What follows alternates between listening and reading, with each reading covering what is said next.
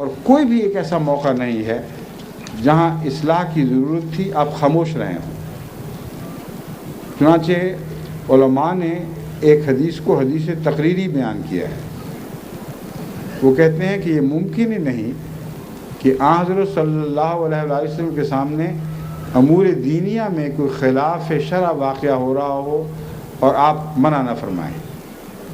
اس لیے اگر یہ ثابت ہو کہ حضور اکرم صلی اللہ علیہ وسلم کی موجودگی میں کوئی واقعہ ہوا ہے اور آپ نے منع نہیں فرمایا تو اس کو حدیث تقریری کہتے ہیں۔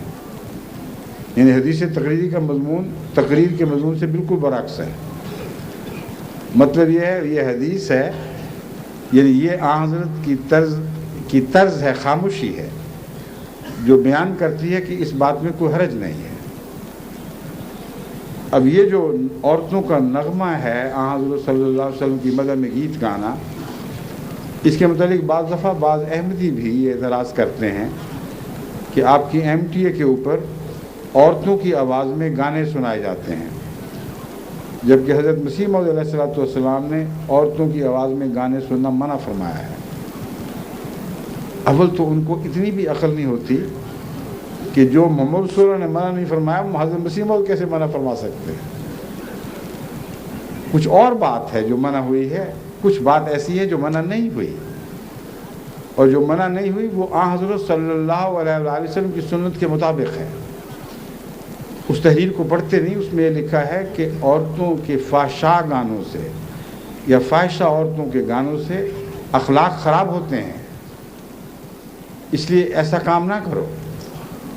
مگر اگر گانے اللہ اور دین کی محبت کے گانے ہوں تو عورت کی آواز ہو یا مرد کی آواز ہو، آواز تو بہرحال دل پہ اثر کرتی ہے۔ نیکی کی آواز نیک اثر پیدا کرے گی اور بدی کی آواز بد اثر پیدا کرے گی۔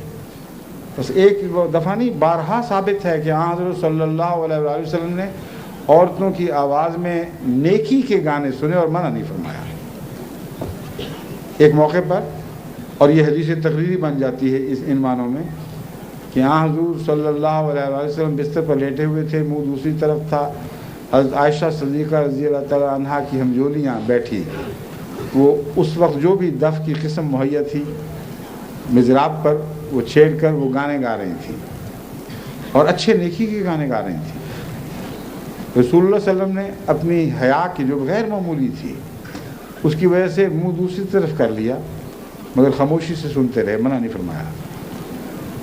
حضرت ابو بکر حاضر ہوئے تو وہ ڈر کے مارے ساری دوڑ گئے۔ اب دیکھ لیں کہ آن حضرت صلی اللہ علیہ وسلم کی دل کی نرمی کیا چیز ہے اور ابو بکر کی دل کی نرمی کیا چیز ہے۔ وہ دوڑ پڑی تو رسول اللہ صلی اللہ علیہ وسلم نے منع فرمایا، اور ابو بکر نے ان کو، جہاں تک مجھے یاد پڑا، ڈانٹا بھی ان کو کچھ۔ آپ نے منع فرمایا کہ ایسا نہ کرو، اس میں حرج کیا تھا؟ تو آن حضرت صلی اللہ علیہ وسلم ہی سے ہم نے اخلاق سیکھنے ہیں، اور اگر ان دائروں میں محدود رہیں جن دائروں میں حضور اکرم صلی اللہ علیہ وسلم نے زبانی حکم فرمایا ہو یا حدیث تقریری بعض باتوں کو جائز قرار دے، تو کسی کو جرأت نہیں ہونی چاہیے کہ اس کے خلاف زبان کھولے۔ ہاں اگر بعض خرابیوں کا احتمال ہو تو جہاں وہ احتمال پیدا ہو وہاں قدم روکنے ضروری ہیں، اور اسی وجہ سے میں نے رفتہ رفتہ محسوس کر کے کہ بعض نام سن کے لوگوں کی توجہ پیدا ہو گئی ہے کہ فلاں کی اچھی آواز ہے، منع کر دیا کہ اب جو بڑی عمر کی عورتیں ہیں ان کا نام نہیں لینا۔ اگر وہ اچھی آواز میں حضرت مسیح موعود علیہ السلام کا مداحیہ یا نعتیہ کلام پڑھتی ہیں تو پڑھنے دو، اس کا دل پر بہت اثر پڑتا ہے، لیکن عورت کا نام ہی کوئی نہیں، اس کا وجود ہی سامنے نہیں، اس سے کسی بدبخت کو کیا فرق پڑے گا؟ ایک تو نیکی کی باتیں ہوں۔ اب دیکھنے والی بات یہ ہے کہ جس معاشرے سے خط آتے ہیں وہاں دن رات ہر گلی میں گندے فلمی گانے اونچی آواز سے ہر گھر میں سنائی دیتے ہیں۔ آپ کے گھر ہو یا نہ ہو، ہر طرف وہ گندی آوازیں اٹھ رہی ہیں اور گانے اٹھ رہے ہیں، اور لکھنے والے بھی ایسے ہیں۔ جب میں نے ان سے پوچھا کہ آپ مجھے حلف اٹھا کر کہہ سکتے ہیں کہ آپ فلمی گانے نہیں سنتے، تو چپ کر گئے، کوئی جواب نہیں دیا۔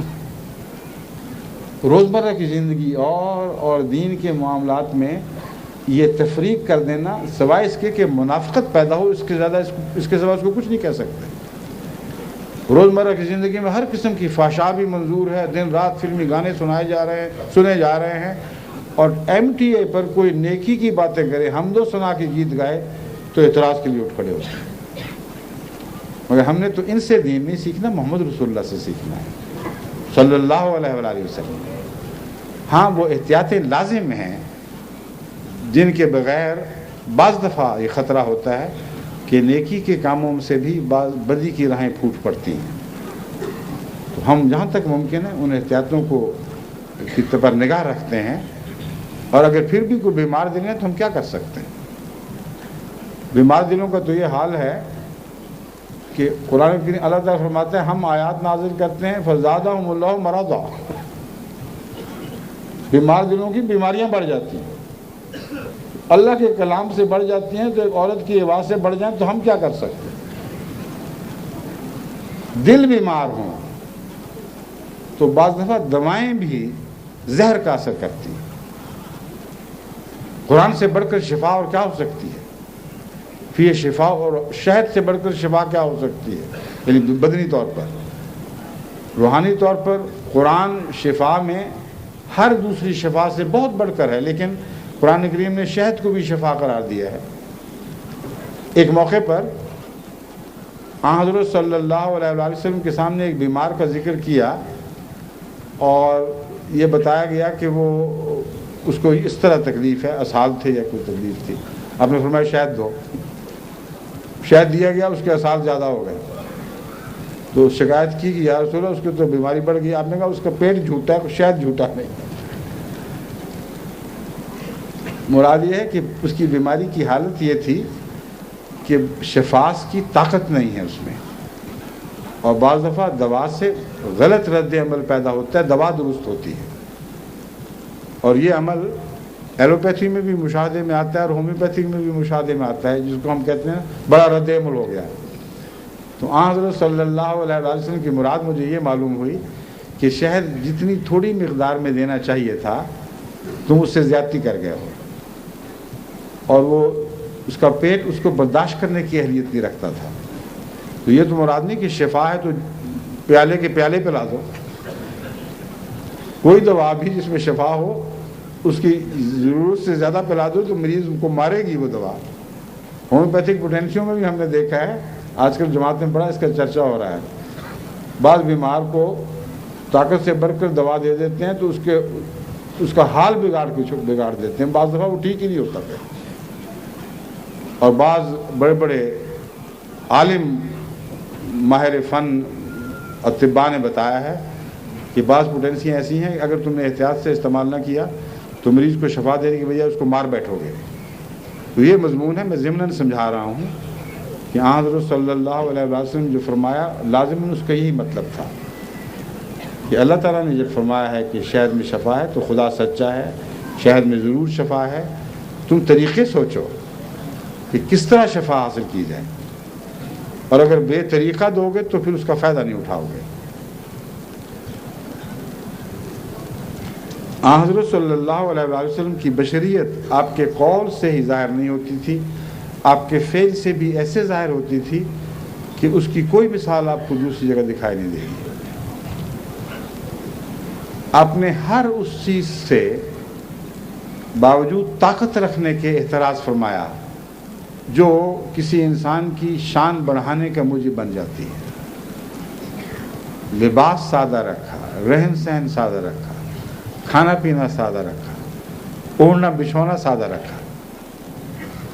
اس لیے نہیں کہ وہ نعمتیں آپ کے لیے نہیں تھیں، یہ نعمتوں کا استعمال ناجائز تھا۔ قرآن کریم تو فرماتا ہے کہ تمام نعمتیں کون ہے جو ان نعمتوں کو حرام قرار دے جو خالصتاً ہم نے اپنے بندوں کے لیے بنائی ہے۔ کھانا پینا ہر چیز اس میں شامل ہے، اور لباس بھی، اور قیامت کے دن تو خالصتاً ہمارے بندوں کے لیے ہوں گی، اور دنیا میں مومنوں کی خاطر یہ اعلیٰ درجے کی چیزیں پیدا کی گئی ہیں۔ تو حضرت محمد رسول اللہ جو مومنوں کے سردار تھے، تمام کائنات کی نعمتیں حضرت صلی اللہ